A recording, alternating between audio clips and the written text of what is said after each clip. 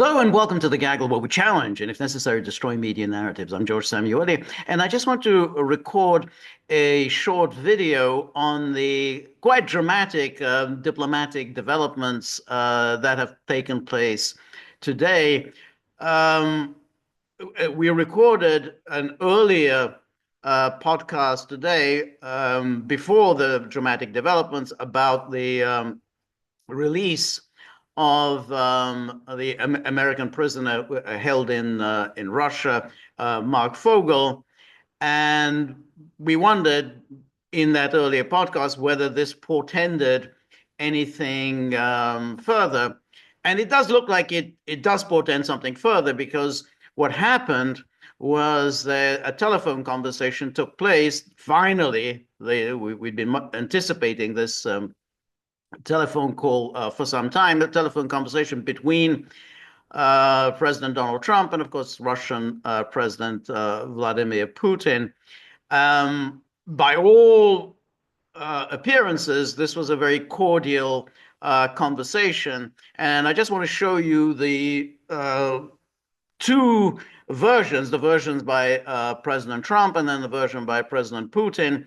And there's not really much differences, but there are slight differences in nuance. So first, let's take a look at Trump's account of the phone conversation with Putin. And here we have Trump posted this on Truth Social. I just had a lengthy and highly productive phone call with President Vladimir Putin of Russia. We discussed Ukraine, the Middle East, energy, artificial intelligence, the power of the dollar, and various other subjects. We both reflected on the great history of our nations and the fact that we fought so successfully together in World War II, remembering that Russia lost tens of millions of people, and we likewise lost so many.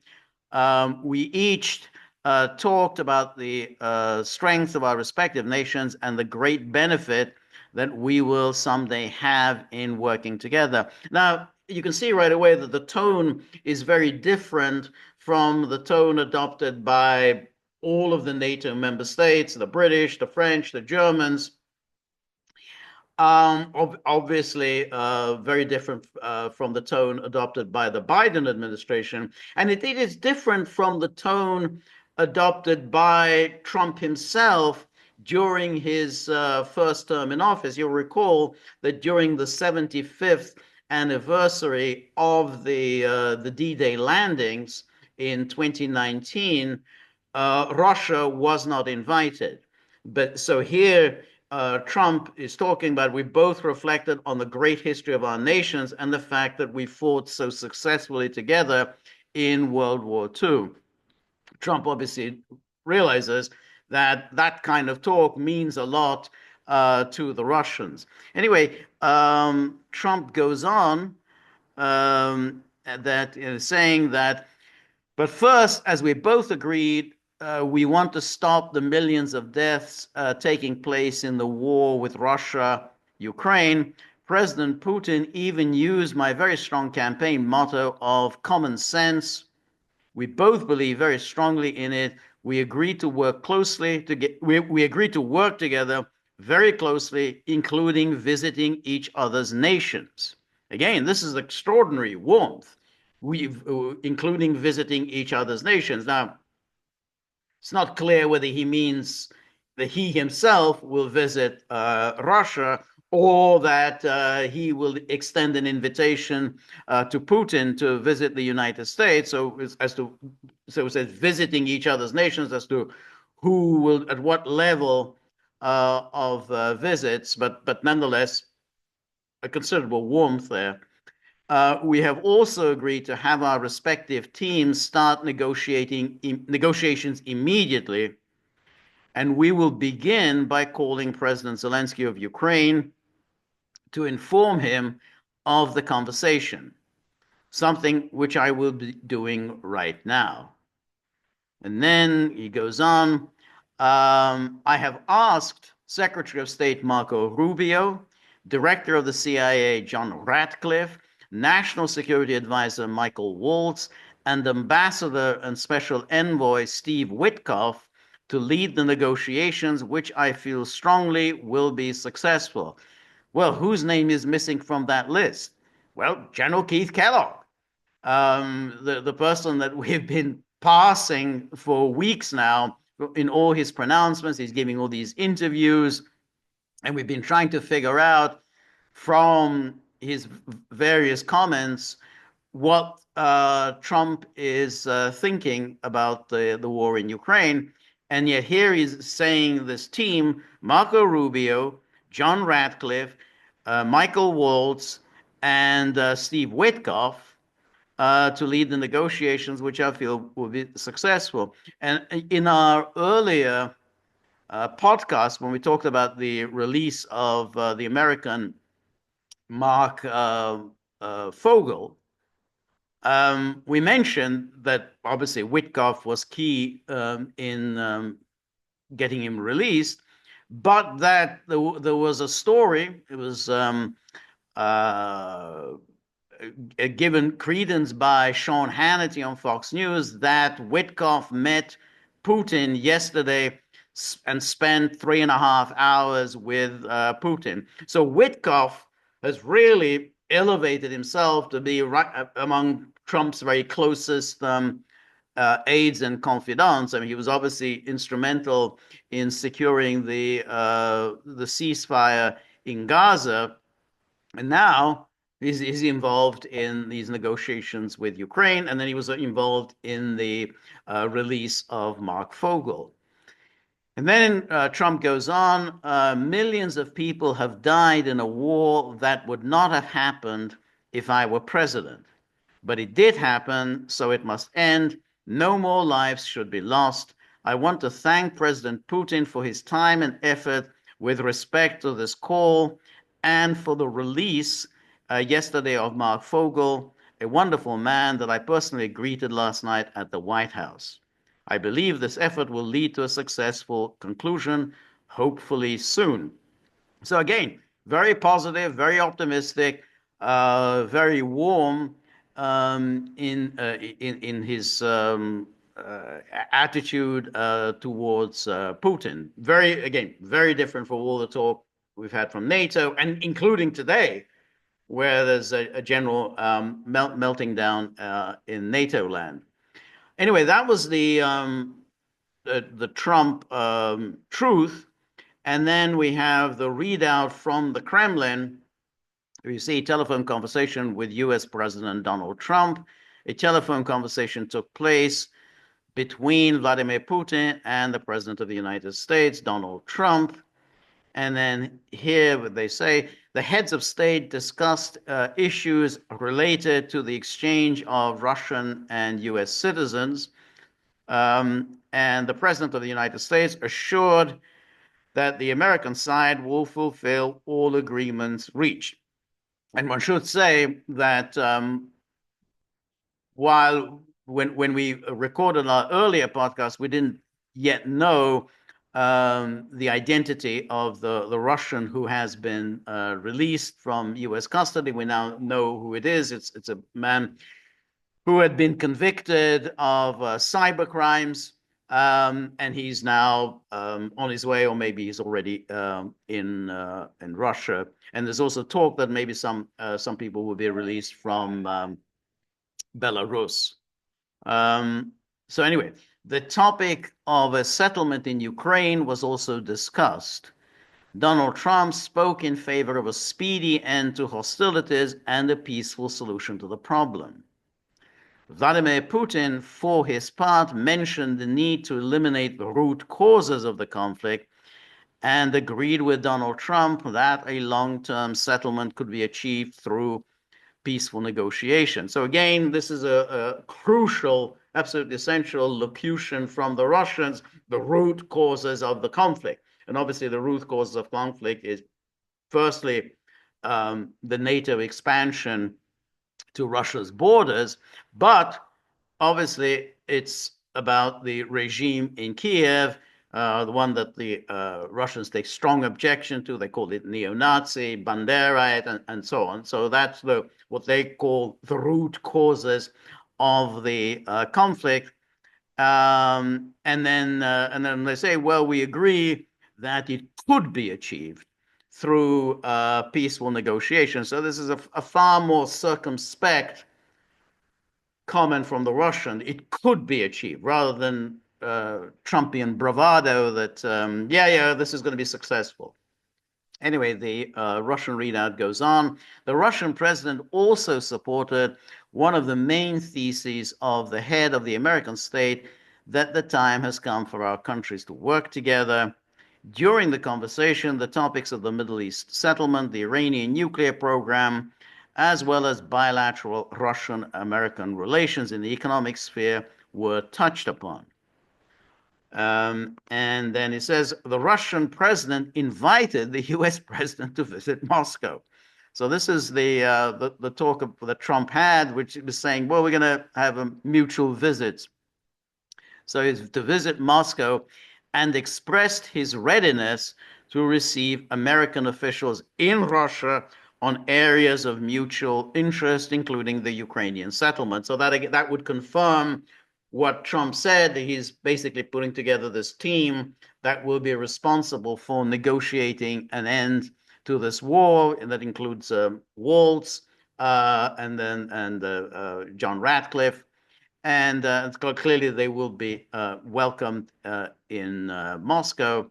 And then Vladimir Putin and Donald Trump agreed to continue personal contacts, including organizing personal meetings. Again, organizing personal meetings. So again, great warmth, but I would think personal meetings are somewhere off.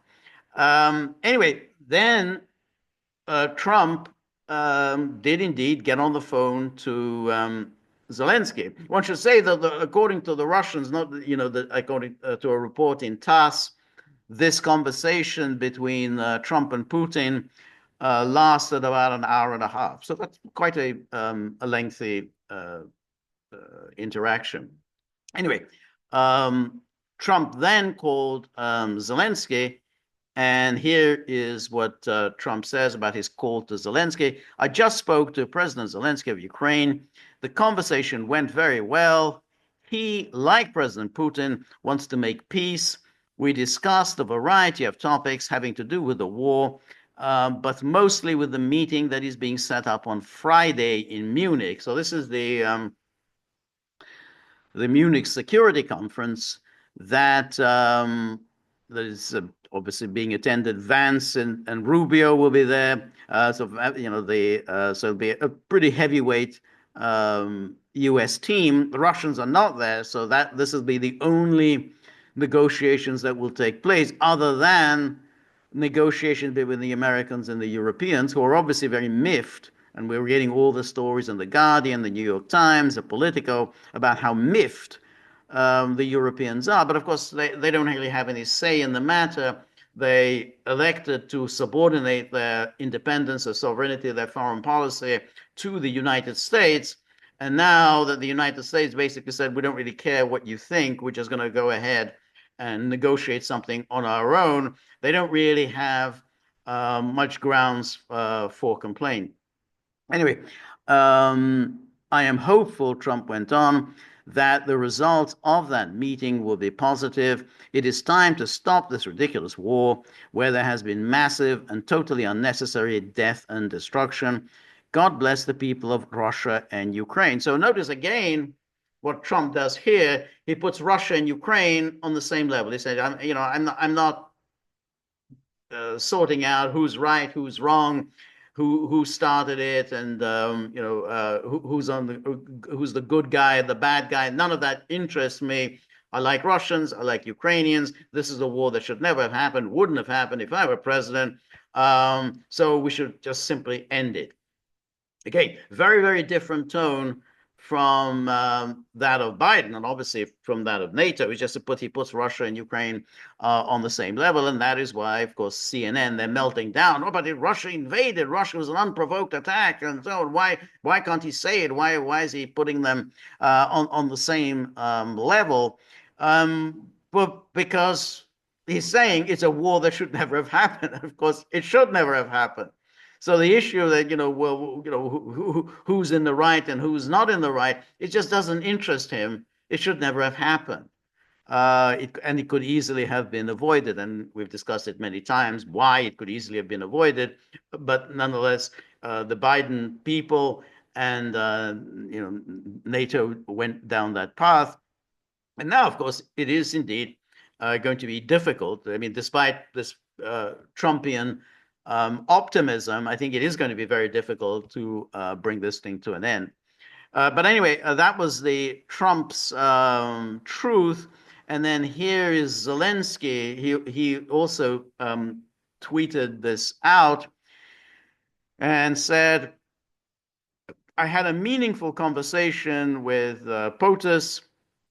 We long talked about opportunities to achieve peace, discussed our readiness to work together at the team level, and Ukraine's technological capabilities, including drones and other advanced industries. I am grateful to President Trump for his interest in what we can accomplish together. And then he goes on, we also spoke about my discussion with Secretary Bessent and the preparation of a new document on security, economic cooperation, and resource partnership. Now, this is very important because Treasury Secretary Scott Bessent was in Ukraine today with a draft document about how America can get its hands on Ukraine's minerals and its rare earths. So there is a draft document that Zelensky is supposed to sign, and that's why he brings this up. Yeah, we talked about this. This is the great deal that I'm offering you, and Trump has already been talking about this 500 billion that America is supposedly going to make through investment in mineral and rare earth extraction in Ukraine. We'll see whether that happens, but clearly that was the substance of his discussions with Scott Bessent, and obviously he emphasized this in his later conversation with Trump, and then he goes on. President Trump shared details of his conversations with Putin. No one wants peace more than Ukraine. Together with the US, we are charting our next steps to stop Russian aggression and ensure a lasting, reliable peace.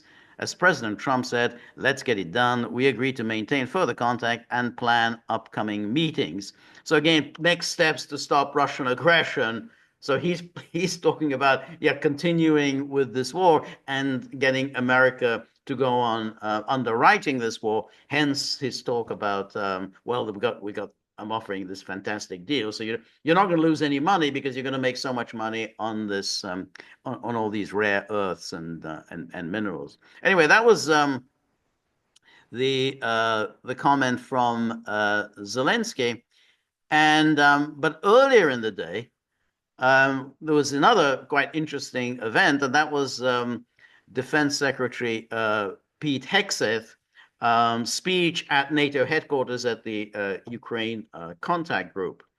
Now, as gagglers know, I've been somewhat skeptical about Pete Hegseth because, of course, Pete Hegseth has been a neocon, a hawk, whatever you want to call it, for years and years. I mean, we remember him from his day. He was a veteran of the Iraq War and was one of the few Iraq War veterans who supported George W. Bush's surge. And in fact, that's how he came to prominence, and that's how he got a job at Fox News. That, hey, not only is a big fan of the Iraq War. Not only did he serve in the Iraq War, of which he's such a big fan, but he was urging President Bush to escalate the war in Iraq. And then since the start of the so-called special military operation, he was attacking the Biden administration for not doing enough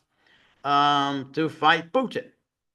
And then suddenly, really, over the past 12 months, he began sounding much more Trumpian. Gone was we need to get tough with Putin, and so on. Even it was, saying, well, this was really not a great idea. It doesn't have much to do with American interest, and basically Ukraine is just a sinkhole, and the war needs to be brought to an end. So it was he's been saying that, as has Marco Rubio, again another hawk, but who over the past 12 months has come increasingly to sound like a Trumpian. And I was skeptical about their conversion. I guess I still am skeptical, but nonetheless, you have to take their statements at face value. This is what they're saying now. It doesn't matter what they said a year ago, 2 years ago, 3 years ago, whatever. Anyway, Hegseth was in Brussels, and he delivered a very interesting speech, which clearly the NATO representatives there were not at all happy with, because he said things that was clearly definitely the opposite to what NATO is insisting on. So first he said any settlement in Ukraine, NATO membership is out. It's not going to be part of any settlement. He also said that thinking about going back to the Ukraine to the pre-2014 borders is ridiculous. It can't happen. And then he said, well, if there are any European peacekeepers sent into Ukraine, they will not be under NATO authority. So therefore, there can be no question that if they get shot at, there's no question of any invocation of Article 5. Oh, and by the way, no American forces will be sent into Ukraine. So that was certainly interesting. That doesn't answer many of the salient issues that still remain on the war in Ukraine. One of it is that even if we take as a given that all right, Ukraine won't be joining NATO anytime soon, and that's more or less everyone's accepted that's not going to happen. Russians would probably insist on something in writing. I doubt whether they'll get it. And it's very unlikely that any commitments made today or in 6 months' time, at least during the Trump presidency, will bind Trump's successor or future NATO governments. But so I don't think that can be done. The other problem is the question of the pre-2014 borders, that's out, but what are going to be the today's borders? Because Russia has extended its claims in Ukraine very substantially, post February 2022. Russia, we're not talking about Crimea now, which Hegseth could say, well, you're not going to get Crimea back, so that's out. But we're talking about the 4 oblasts that Russia now deems to be part of the Russian Federation, Donetsk, Lugansk, Kherson, and Zaporozhye. Now, it's very unlikely, to say the least, that the United States is just going to accept that those 4 oblasts are now part of the Russian Federation and that they're gone to Ukraine forever. And it's particularly unlikely to accept this because essentially Russia doesn't have control of these oblasts. I mean, of the 4, only Lugansk is more or less under Russian control. And even then, not wholly, but about 98, 99% of Lugansk is under Russian control. But Donetsk, Kherson, and Zaporozhye are not fully under Russian control. So there's no basis for the United States just to say, okay, well, you can have it, because you haven't, you haven't brought them under your military control. So before Russia could say, well, it's now ours, Russia would have to push Ukrainians out of these oblasts, which means that the war would have to continue.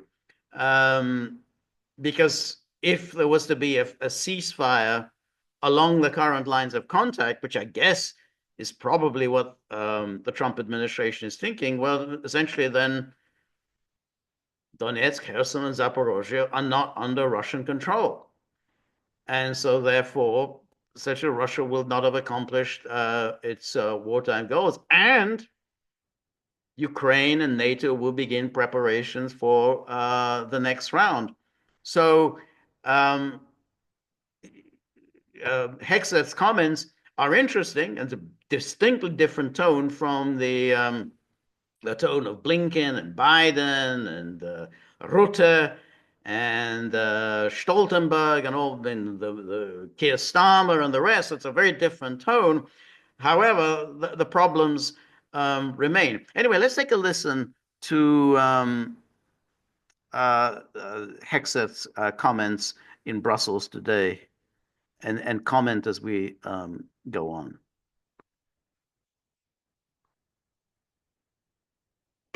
Friends, thank you, Secretary Healy, for your leadership, both in hosting and now leading the UDCG.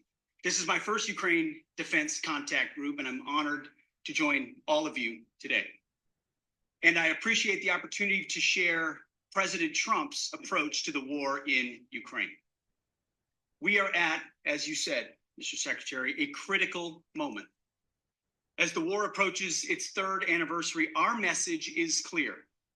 The bloodshed must stop, and this war must end. President Trump has been clear with the American people and with many of your leaders that stopping the fighting and reaching an enduring peace is a top priority. He intends to end this war by diplomacy and bringing both Russia and Ukraine to the table. And the U.S. Department of Defense will help achieve this goal. We will only end this devastating war and establish a durable peace by coupling allied strength with a realistic assessment of the battlefield. We want, like you, a sovereign and prosperous Ukraine. But we must start by recognizing that returning to Ukraine's pre-2014 borders is an unrealistic objective.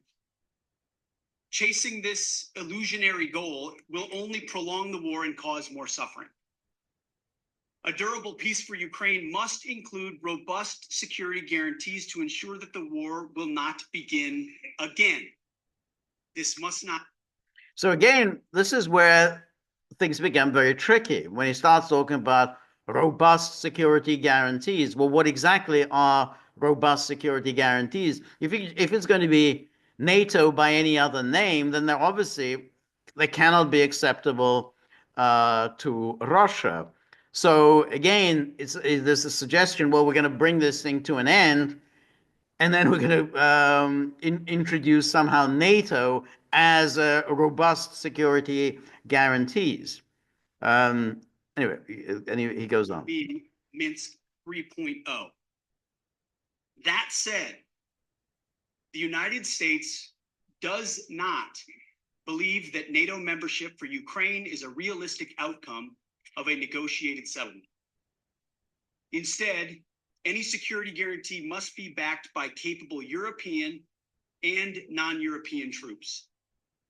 So here it's saying any security guarantees must be backed by European and non-European troops. But of course, and here Zelensky is right to point out that it's completely unrealistic to talk about a European security guarantee. There's only an American security guarantee. The Europeans have no means at hand to deploy 100,000 troops in Ukraine. I mean, they need American airlift capability. They need American air power in defense.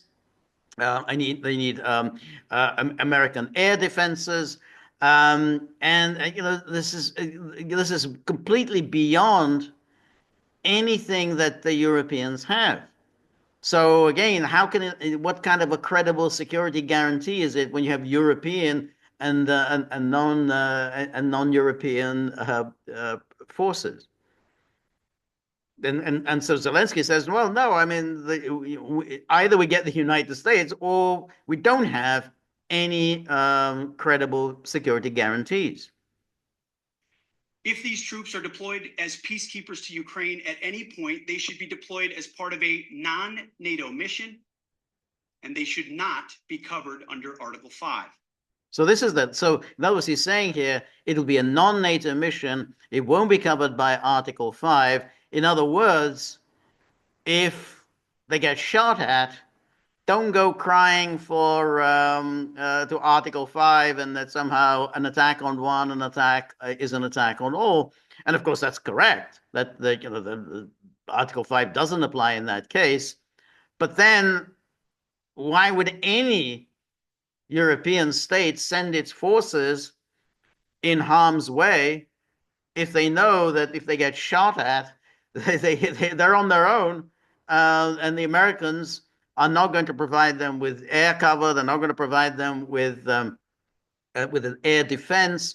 They're not going to provide them with any anti-missile defense systems, and above all, they're not going to come in and help them out if they're suddenly the conflict with Russia escalates. Hey, you're on your own. So there isn't really much of an incentive here for any sort of security guarantees.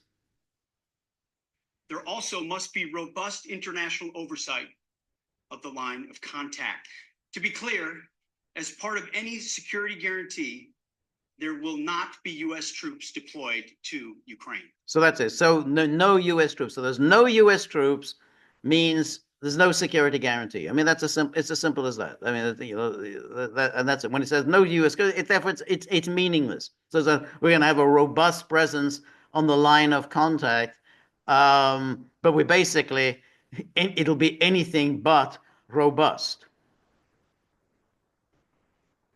To further enable effective diplomacy and drive down energy prices that fund the Russian war machine, President Trump is unleashing American energy production and encouraging other nations to do the same. Lower energy prices, coupled with more effective enforcement of energy sanctions, will help bring Russia to the table.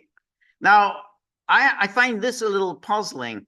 The lower energy prices, okay, that obviously hits Russia. But then he adds, tightening of sanctions on energy. That goes counter to the first, because if you tighten sanctions against Russian oil sales and gas sales and whatever, that's going to raise the prices. I mean, because if you sanction Russian energy sales, then there's going to be a scarcity of energy on world markets, and therefore prices will rise. So therefore, Russia won't lose. I mean, these two policies contradict each other. Safeguarding European security must be an imperative for European members of NATO. As part of this, Europe must provide the overwhelming share of future lethal and non-lethal aid to Ukraine. Members of this contact group must meet the moment.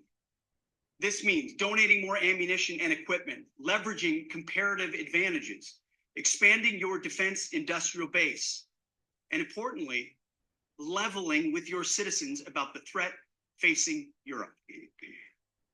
Part of this is speaking frankly with your people about how this threat can only be met by spending more on defense. 2% is not enough. President Trump has called for 5%, and I agree. Increasing your commitment to your own security is a down payment for the future, a down payment, as you said, Mr. Secretary, of peace through strength.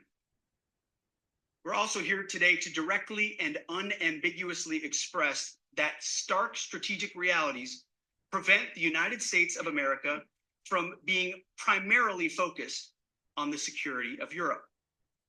The United States faces consequential threats to our homeland. We must and we are focusing on security of our own borders. We also face a peer competitor in the communist Chinese with the capability and intent to threaten our homeland and core national interests in the Indo-Pacific. The U.S. is prioritizing deterring war with China in the Pacific, recognizing the reality of scarcity and making the resourcing trade-offs to ensure deterrence does not fail. Deterrence cannot fail for all of our sakes. As the United States prioritizes its attention to these threats, European allies must lead from the front. Together, we can establish a division of labor that maximizes our comparative advantages in Europe and Pacific, respectively. All right, so you get the point. He's talking about the division of labor, and we've always had a sense that that's how the Americans envisage the kind of global security, which is the Europeans should take care of the European problems, and they should take primary responsibility for containing Russia. And in the meantime, the United States will take over and deal with the problem of China. There's a problem there, of course, is that let's say this increasing spending on defense. Now, NATO obviously says, yeah, that's fantastic, because, of course, the more money there is pouring into NATO, the more of these conferences they can have, the more they can strut around and feel very, very important. So they're absolutely on board. Yeah, 2%, 3%, 4%, 5%, you name it. Yeah, we've got to increase our spending. Of course, they love it, this kind of talk. The problem is, well, first of all, it's very doubtful whether any of the European countries they've been struggling to reach 2%. Not sure how they're going to get to 3%, 4%, or 5%. All right, so that's one issue. The other issue is that by the time they get to that, this serious spending on defense, the Ukraine war will be long gone. I mean, that it's too late to affect things in Ukraine. So the question then arises is, well, what are you going to do right now about the war? Because if we have the Russian position, which is the four oblasts in their entirety are part of the Russian Federation.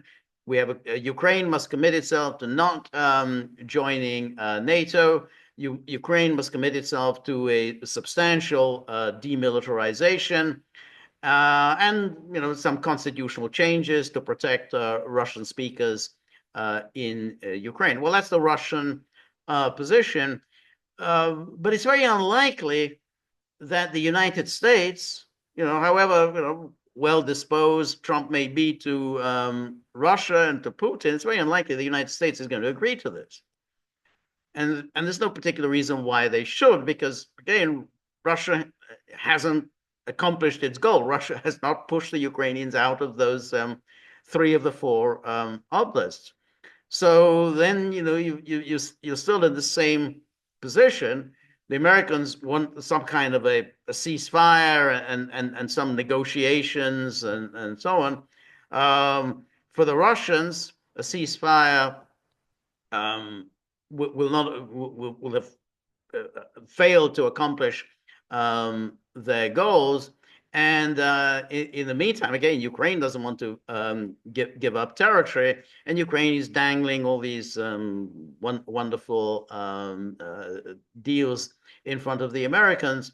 So, however encouraging The phone conversation today was, and however encouraging it is, given Hegseth's comments with its very different tone, we're still in a very difficult position. And ultimately, either America and NATO just simply capitulate and say, that's it, we've lost, we better give Russia whatever it wants, or they will end up continuing with this fight, because they say we just can't we can't just abandon it, and Russia has to go on fighting to secure its goals in the four oblasts, and America goes on supporting Zelensky. So it's still up in the air. Hegseth's tone obviously is very different from that of Lloyd Austin and Blinken and the rest. However, the whole anguish in the media, all of the Politico and CNN, they're tearing their hair out. Oh my God, this is the worse than we expected. Trump is selling out Ukraine. I think, to say the least, that is very premature. There's nothing here to suggest that the Americans are about to abandon the Ukraine project, even though it's obvious that that's the rational thing to do. I mean, this is how you can put this to bed and then focus on other things, which I think probably Trump would like to do. I think he probably would like to focus on China. However, this Ukraine war is a mess. It's not going to be sorted out in just a few phone conversations and warm meetings. So a dramatic day in diplomacy, very a positive, optimistic tone, but I think we're still a long way from peace. Anyway, thank you very much. Obviously, I'm doing the live stream tomorrow. We'll probably get a better sense of things by Thursday evening my time. So we'll discuss these diplomatic developments at greater length in the live stream tomorrow. So I'll see you then. Thank you very much. And remember, if you like the gaggle, please like, share, and subscribe. See you then. Bye-bye.